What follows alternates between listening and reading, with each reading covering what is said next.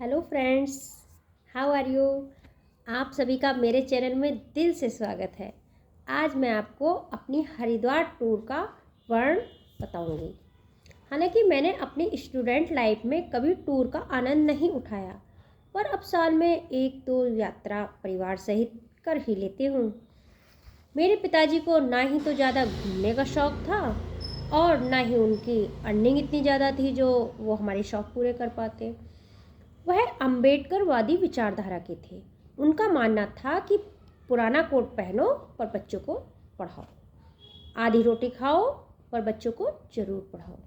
यानी कि सारा फोकस केवल पढ़ाई पर, शिक्षा पर जोर देते थे वो। और भविष्य में उन्होंने अपना सपना सच कर दिखाया।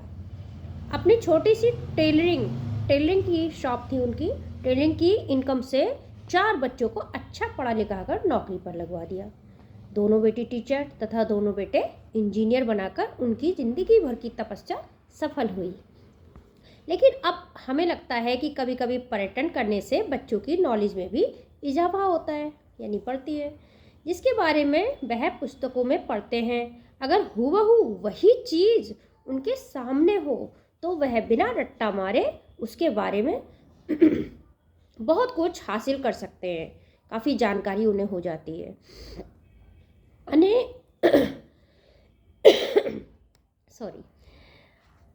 अनेक सपनों में मेरा एक सपना हरिद्वार जाना भी था। कभी कभी तो मैं मजाक में ही कह देती थी कि जीते जी तो हरिद्वार देखने मिले ना मिले, पर मरने के बाद मेरी अस्थियां जरूर हरिद्वार में विसर्जित करना, तभी मेरी आत्मा को शांति मिलेगी। पर एक दिन अचानक ही बेटे की 10वीं सालगिरह पर हमारा हरिद्वार जाने का प्लान बन गया। वैसे तो कहते हैं कि जब तक किसी चीज़ का समय नहीं आता तब तक वो काम नहीं होता, लेकिन हिम्मत करे इंसान तो क्या काम मुश्किल है। मेरे पिताजी भी हमेशा ये कहावत हमें सुनाया करते थे कि खुद ही को कर बुलंद इतना कि हर तकदीर से पहले खुदा बंदे से खुद पूछे बता तेरी रजा क्या है। फाइनली हमने तय कर लिया कि बेटे की वर्षगांठ वाले दिन यानी 30 मई को हम हरिद्वार जाएंगे और अगले दिन ऋषिकेश जाकर नीलकंठ दर्शन करके लौट आएंगे। पर ये क्या, बेटे ने तो हमारा प्लान ही बदलवा दिया। उसकी इच्छा थी कि मेरा केक मेरे घर पर ही कटे। सो हमने जन्मदिन से एक दिन पहले यानी 29 मई सन 2022 को जाने के लिए अर्टिगा कार बुक कराई और निकल गए सुबह 6 बजे हरिद्वार के लिए। मैं इतनी ज़्यादा खुश थी कि जिसे शब्दों में बयान नहीं किया जा सकता। धीरे धीरे हम उत्तराखंड की सीमा में प्रवेश कर गए और लगभग 4-5 घंटे बाद हमें हरिद्वार के ऊंचे ऊंचे पहाड़ दिखाई देने लगे। मेरी खुशी का ठिकाना नहीं था। हरिद्वार में प्रवेश करते ही वहाँ गाड़ियों की लंबी कतारें नजर आने लगी। कहीं पार्किंग नहीं मिल रही थी, चारों तरफ जाम ही जाम। पहले तो हमने सोचा कि समर वेकेशन की वजह से इतनी भीड़ होगी, लेकिन बाद में पता चला कि अगले दिन सोमवती अमावस्या तथा सावित्री वट वृक्ष पूजन होने के कारण पवित्र गंगा नदी में स्नान दान का एक महान दिन था। वहाँ की भीड़ देखते हुए हमने तय किया कि आज ऋषिकेश घूम लेते हैं तथा कल वापस आकर हरिद्वार घूम लेंगे। वैसे तो मेरा मन देहरादून जाने का भी बहुत था, जो लगभग ज़्यादा नहीं 30-40 किलोमीटर ही दूर था वहाँ से, पर कार ड्राइवर ने यह कहकर मना कर दिया कि वहाँ कुछ खास नहीं है देखने को। सो हम सीधे नीलकंठ मंदिर गए। सबसे पहले बाहर की गाड़ियों की पार्किंग कुछ अधिक दूरी पर थी, जबकि लोकल की गाड़ियाँ नीलकंठ मंदिर तक ले जा रही थी। खैर कुछ दूर पैदल चलकर हम अपने गंतव्य स्थान तक पहुँच गए। वहाँ कुछ सीढ़ियाँ उतरकर शीतल जल का एक झरना बह रहा था, जिसमें प्रत्येक व्यक्ति को स्नान करके ही मंदिर में दर्शन करने जाना होता था। सो हम सब ने उस झरने में स्नान का लुत्फ उठाया। पहाड़ों का शीतल जल बिल्कुल अमृत धारा लग रहा था। उसमें स्नान करके तो चमत्कारिक रूप से दिन भर की थकान निकल गई। वाटरफॉल में नहाने का तो अपना अलग ही मज़ा है। फिर हम ड्रेस चेंज करके प्रसाद लेकर मुख्य मंदिर की ओर रवाना हुए। बहुत ही भव्य और विशाल मंदिर बना है नीलकंठ जी का। वहाँ भी उस दिन बहुत भीड़ थी।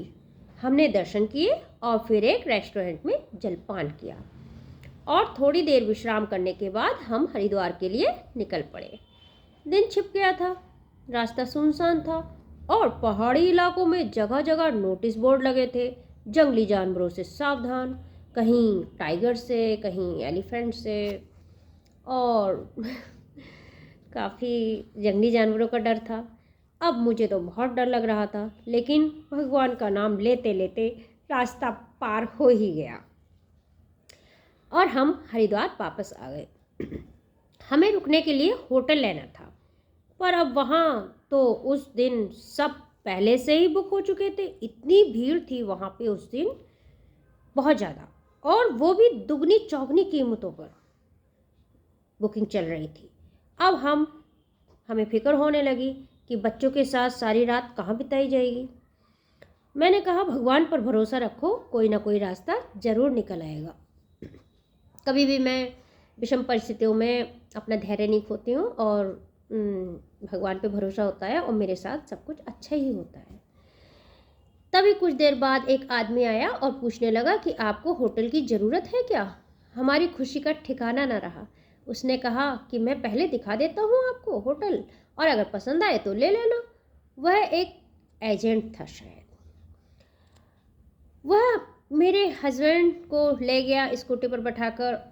तो मुझे चिंता भी हो रही थी कि पता नहीं वो कहाँ ले गया है, एक अजनबी शहर, अजनबी इंसान।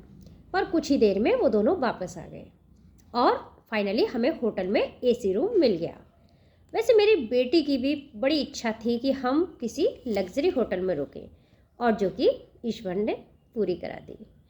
दिन भर के सफ़र के बाद होटल के बेड पर जाकर बिल्कुल शाही आनंद आ गया, इतना बढ़िया। और हम सो गए, कब सो गए पता ही नहीं चला। सुबह उठने के बाद हम नहा धोकर फ्रेश हुए और पवित्र गंगा के दर्शन के लिए निकले। उस दिन मेरी तबीयत कुछ ख़राब हो गई सडनली, पता नहीं क्या हो गया था, कुछ फीवर जैसा हो गया था। अचानक वीकनेस लगने लगी, लेकिन हरिद्वार घूमने का उत्साह जोरों पर था, सो मैंने हिम्मत नहीं हारी। होटल से निकलते ही मेन गेट के सामने एक चबूतरे पर एक अजीब सा व्यक्ति बैठा हुआ था। अब एक वहाँ की इंटरेस्टिंग घटना आप देखिएगा। अधेड़ उम्र थी उसकी और बहुत ही लंबे लंबे नाखून थे, बड़े बड़े, हुलिया कुछ ऐसा कि देखने वाला भी डर जाए, एकदम गंदा गंदा सा दिख रहा था। वो लगातार हमें ही देख रहा था। मुझे लगा कि कोई फकीर होगा मांगने वाला। सो मैंने अपने बेटे से कहा कि इन्हें पैसे दे आओ, क्योंकि उसका बर्थडे था 30 मई। सो मैं उसी के हाथ से दान भी कराना चाहती थी। मैंने कहा जाओ बेटा दे आओ, इनको कुछ दान लगेगा। पर बेटा उसे देखकर डर रहा था। फिर मैंने उसे हिम्मत दिलाते हुए भेज दिया। मैंने कहा जाओ, मैं खड़ी हूँ, आप दे आओ।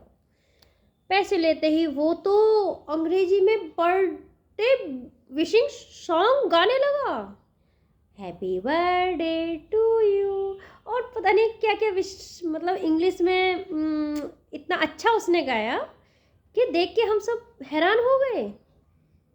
हम तो बिल्कुल देखते ही रह गए। उसको देखकर कोई कह ही नहीं सकता था कि इतनी अच्छा अंग्रेजी बोल सकता है, इतना अच्छा बर्थडे सॉन्ग गा सकता है। और दूसरी बात, आखिर उसको पता कैसे चला कि इस बच्चे का बर्थडे है आज। पैसे देने के बाद मतलब हमने तो कोई जिक्र किया नहीं था, वहाँ पे कुछ बोला ही नहीं था इस बारे में, होटल के अंदर तक नहीं हमने जिक्र किया था। और पता नहीं कैसे वो मन की बात जान के, और इतना अच्छा सॉन्ग, इतनी विशेष है ना कमाल की बात। मुझे तो वाकई ये लगा कि खुद भगवान भोलेनाथ शायद अपना रूप बदल कर बेटे को आशीर्वाद देने आए हैं, और ये किसी चमत्कार से कम नहीं था। और मुझे ऐसा लगा कि मेरी यात्रा सफल हो गई है। फिर हम गंगा जी के दर्शन करने चल पड़े। हर की पैड़ी पर उस दिन बेतहाशा भीड़ थी। आखिरकार घाट के एक किनारे हम लोग बैठ गए। फिर हमने गंगा में स्नान करके प्रसाद चढ़ाया तथा वट वृक्ष का पूजन करके परिवार के लिए मंगल कामना की।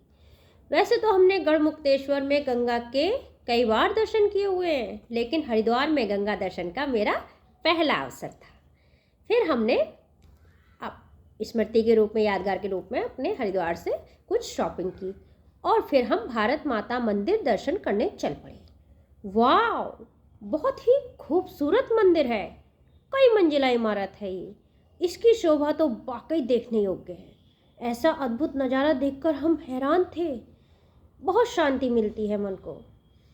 उसी रोड पर दूसरे और अनेक मंदिर भी हैं जिनका बारी बारी से हमने दर्शन किया। एक मंदिर तो 12 ज्योतिर्लिंगों को दर्शाता है और एक दूसरा मंदिर बिल्कुल वैष्णो देवी मंदिर का ही दूसरा रूप था। उसके अंदर बनी गुफाओं में जाकर तो हमें बहुत डर सा लग रहा था, क्योंकि ये सब फर्स्ट टाइम देख रहे थे हम कभी वैष्णो देवी अभी गए नहीं हैं। एनीवे, फ़िलहाल हमें बहुत मज़ा आ रहा था। फिर हम घर चलने की तैयारी करने लगे। तभी चलते चलते हमें चंडी देवी का मंदिर दिखाई दिया रास्ते में। मनसा देवी पर तो श्रद्धालुओं की अत्यधिक भीड़ थी, सो हम नहीं जा सके। उस दिन काफ़ी भीड़ थी, लेकिन मैंने चंडी देवी दर्शन करने की इच्छा जाहिर की। बस बैठे बैठे कहने लगी कि मुझे काश चंडी देवी दर्शन हो जाते। तो कार ड्राइवर ने तुरंत कार साइड से लगाई, पार्क की और हम चल पड़े चंडी देवी की दर्शन करने। आखिर माता रानी ने हमें बुला ही लिया। हमने सबके टिकट लिए ट्रॉली के और पहुंच गए रोपवे ट्रॉली में बैठने। डर तो बहुत लग रहा था, क्योंकि मैं तो कभी हिंडोले में भी नहीं झूल पाती और ये तो गोंडाला राइड है, इतनी डेंजर। बट अब बैठना तो था ही, सो हिम्मत करके बैठ गई।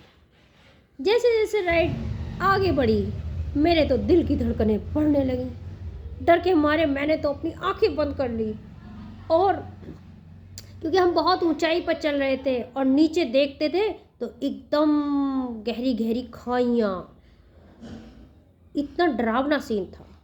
जैसे तैसे हमारी राइड पूरी हुई और हमने प्रसाद लेकर माँ चंडी देवी के दर्शन किए। फिर वापस उसी गोंडाला राइड से वापस आ गए। फिर अपनी कार में बैठे और घर की ओर रवाना हुए। रात 10 बजे तक घर पहुँचे और शर्त अनुसार एक रेस्टोरेंट से केक व खाना पैक करवाया और बेटे का केक घर पर कट करवाया। हैप्पी बर्थडे घर पे उसने बोला था, तो हमने घर पे रात के 10 बजे केक कट करवाया। बट अनफॉर्चुनेटली रात ज़्यादा होने की वजह से बेटे के दोस्तों को नहीं बुला पाए, केवल घर में ही सेलिब्रेट हुआ। वैसे ये यात्रा मेरे बेटे की भी एक यादगार यात्रा रहेगी, क्योंकि ऋषिकेश में ऊंचे पहाड़ के किनारे फ़ोटो खिंचवाने के चक्कर में जब हम नीलकंठ से वापस लौट रहे थे, तभी फ़ोटो खिंचवाने के लिए उसके एक तमाचा पड़ा था जोरदार उसके पापा से।